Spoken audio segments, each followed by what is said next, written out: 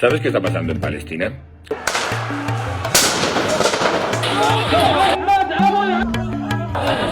Te cuento los 3 puntos clave para entenderlo bien. Vamos por partes. Empecemos por lo que pasa en el barrio de Sheikh Jarrah. ¿Por qué se habla de este lugar? Sheikh Jarrah es un barrio en Jerusalén Este en el que habitan desde hace unos 70 años unas 28 familias palestinas. Se les ubicó en ese barrio en 1956. En realidad eran desplazados que se habían quedado sin casa tras 1948, es decir, el año que inició el Nakba o el desastre, como dicen los palestinos, que es el año en que se fundó el Estado de Israel y cientos de miles de palestinos tuvieron que abandonar sus casas o fueron desplazados de ellas en el resto del territorio histórico palestino. Allí en ese barrio han podido vivir unas cuantas familias de aquellos que se quedaron sin hogar, pero parece que la historia de despojo para ellos se repite.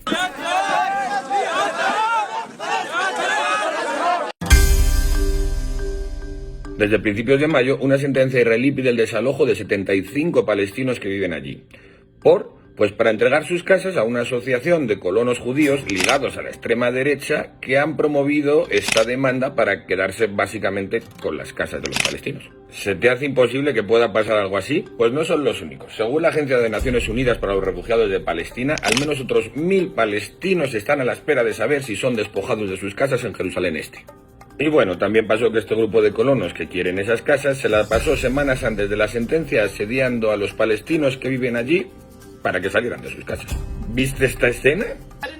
You are stealing my house. And if I don't steal it, someone else is going to steal it. No se trata de una disputa inmobiliaria en cualquier ciudad.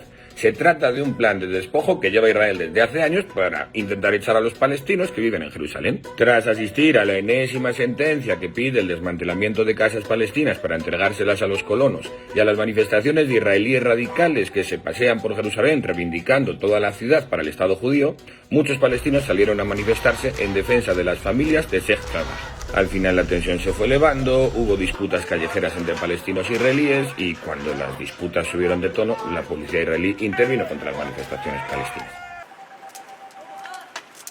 Y llegamos así al punto 2. ¿Qué tiene que ver todo esto con la represión policial en la mezquita de Al-Aqsa? Para empezar, la mezquita de Al-Aqsa está en el casco antiguo de Jerusalén, en la explanada de las mezquitas, a 2 kilómetros del barrio de Sheikh Jarrah. Pues resulta que el caso de Sheikh Jarrah sembró una tensión social en la zona que se sumó, o más bien desbordó, las reivindicaciones palestinas de los habitantes de Jerusalén Este. Muchas de ellas de hace años atrás y otras recientes de estos días. Una de esas protestas que fueron claves ahora fue la colocación de un bloqueo policial en la puerta de Damasco, que da entrada al casco viejo de Jerusalén para los palestinos.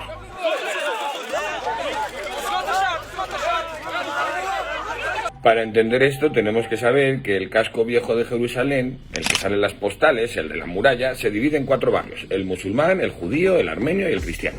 La puerta de Damasco es el principal acceso al barrio musulmán y desde ahí se puede acceder a la explanada de las mezquitas, donde está la cúpula de la roca o la mezquita de Al-Aqsa, que es el tercer lugar más importante para los musulmanes en el mundo. El problema es que la policía israelí bloqueó el acceso por la puerta de Damasco en pleno mes de Ramadán. La mayoría de palestinos son musulmanes y acuden allí a rezar durante el mes del Ramadán. Bueno, recapitulemos que ya tenemos muchos ingredientes. Manifestaciones por los desalojos en el barrio de Sheikh Jarrah. Protestas por la dificultad de acceso al lugar de culto palestino. Ultras israelíes pidiendo dar un paseo por la explanada de las mezquitas para celebrar el desfile del Día de Jerusalén, que es básicamente el día de 1967 en que los israelíes celebran que ocuparon la parte árabe de la ciudad. Estos ultras también reivindican construir un templo judío en plena explanada de las mezquitas. Incluso hubo un suceso extraño en el que un colono israelí atropelló a una serie de palestinos que a su vez lo apedrearon. Bueno, un caos. Y claro, todo esto junto puso la tensión al límite. Y no vamos a decir que la tensión al límite no sea bastante normal en la zona, pero la noche del 9 al 10 de mayo, con la intervención policial israelí en la que lanzó gases lacrimógenos, pelotas de goma, bombas de ruido a los feligreses que estaban en la mezquita, ahí fue un punto y aparte. El saldo de la intervención en la explanada y en la mezquita de Al-Aqsa fue de 300 palestinos heridos, 600 si se cuenta desde 3 días antes, cuando empezaron las protestas en la puerta de Damasco. ¿Y por qué esta vez es más importante o diferente? Porque se trata de la ola de disturbios más grave desde la segunda intifada, que fue entre 2000 y 2005.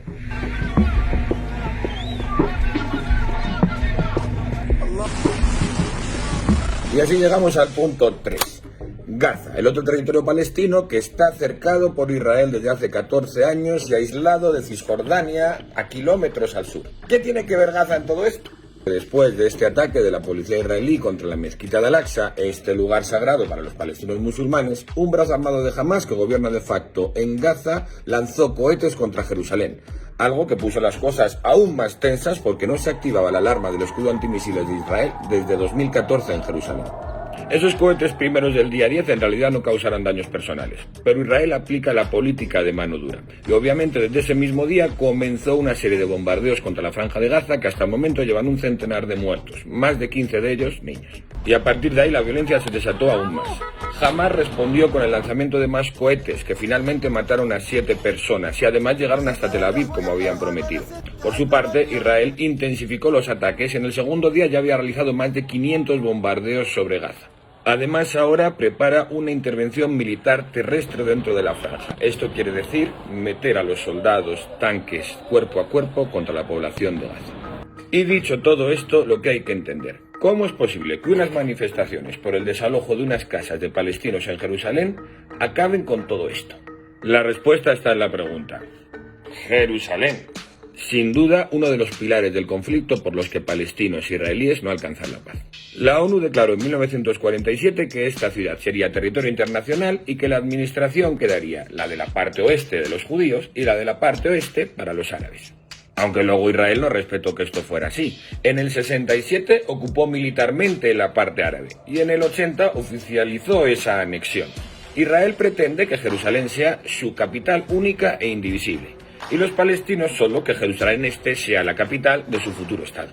Esta política de limpieza étnica que pretende terminar con los palestinos dentro de Jerusalén en realidad la lleva practicando Israel años y años y la comunidad internacional le pide que frene con estas acciones. Aunque no parece que hayan convencido al primer ministro de Israel, Benjamín Netanyahu, y sigue habiendo una política de despojo y desgaste para los pobladores palestinos de Jerusalén. De hecho, Netanyahu ha declarado después de todo esto que apoya el desmantelamiento de las casas de Sheikh Jarrah. Es una sentencia que de momento está paralizada por el Tribunal Supremo de Israel debido a todos estos acontecimientos. Respecto a la reacción de Gaza de haber lanzado cohetes contra el territorio israelí, Netanyahu también ha declarado que aumentará e intensificará las acciones militares contra la población gazatí. En estas operaciones suele utilizar la política de 1 por cada 100 muertos. A esta operación la ha llamado Guardianes del Muro, en clara referencia a Jerusalén. Y Hamás, por su parte, tampoco parece querer frenar el lanzamiento de cohetes, que esta vez sí han llegado hasta la capital de Israel, Tel Aviv.